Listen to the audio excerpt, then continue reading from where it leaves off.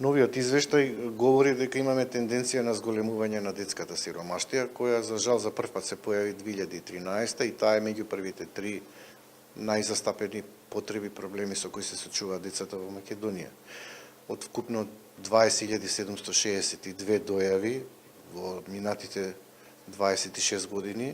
навистина е загрижувачка ако последниве 6 години детската сиромаштија е на меѓу првите три најзастапени проблеми. Детската сиромаштија сама по себе атакува директно на психофизичкиот развој на детето, на изложеноста на детето од опасности да биде грабнато, киднапирано, тргувано, да се злоупотреба неговиот труд, да питачи, да не биде вклучено од раната детска возраст во предучилишно воспитание и образование. Многу е важно државата сериозно да се зафати со решавање на детската сиромаштија, да одвојува буџет, да има бенефиции за оваа ранлива категорија на семејства, за да може децата да стекнат одредени животни навики, да се обезбеди обувки, облека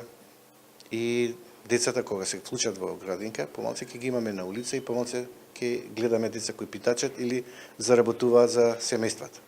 Секако тука во тој пакет опфаќа и вработување барем на еден од овие семејства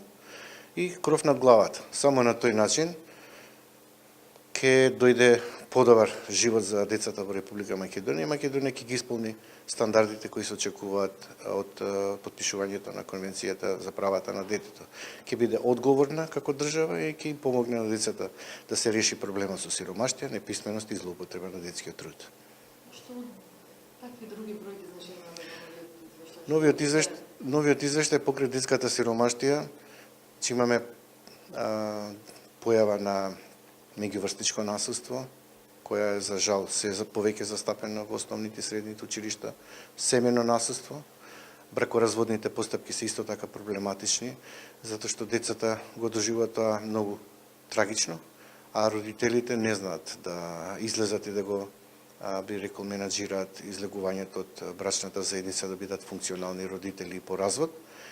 и ни се доверуваат за она што го трпат во семејството кога имаме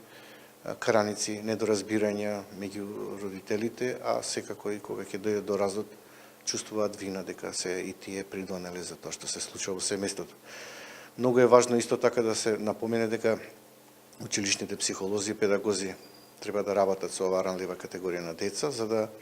ја сватат состојбата, дека таа се случува, дека тоа е појава, тренд кој за жал не може да се стопира, но може да се надмине со